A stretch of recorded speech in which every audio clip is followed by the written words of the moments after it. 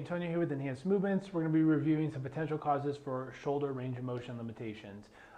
As always, like I say, context specific, especially depending on what activity or sport you're trying to do and really what your symptoms are and what you're experiencing.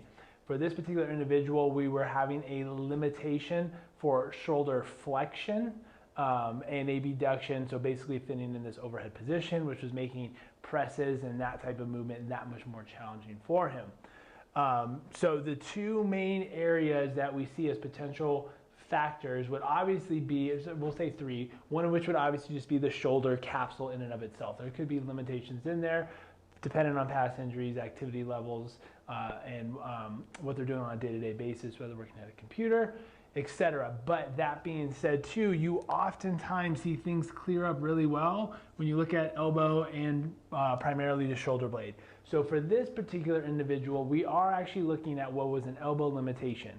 So this is something that has been actually going on for a long time. It was an old elbow injury where he basically lacks full extension. Now that becomes problematic, especially when he's coming up overhead and we have weight above us. If you can't fully extend that weight, it's not going to allow you to get into that proper full overhead position, and it makes it that much more challenging. So his shoulder inherently was getting tighter and tighter to help with his position with the limited elbow extension. Now, the other areas that we were also seeing based on his occupation of being a programmer is working on a computer all the time. And it wasn't that he necessarily had range of motion deficits in the actual capsule or glenohumeral joint itself, but in the actual shoulder blade. So we were missing a ton of protraction and scapular upward rotation. Both of these cleared out fairly well. The elbow being a lot more chronic, we need a lot more manual therapy to help open that up. But the shoulder blade movement with a couple cued exercises such as wall slides and yoga push-ups, we were able to start to get a lot more of that serratus activation and scapular movement.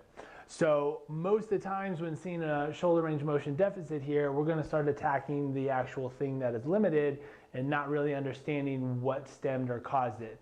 Now, if there are limitations here, but you do see that the driving forces are the shoulder blade and the elbow, by all means, we definitely need to work that out.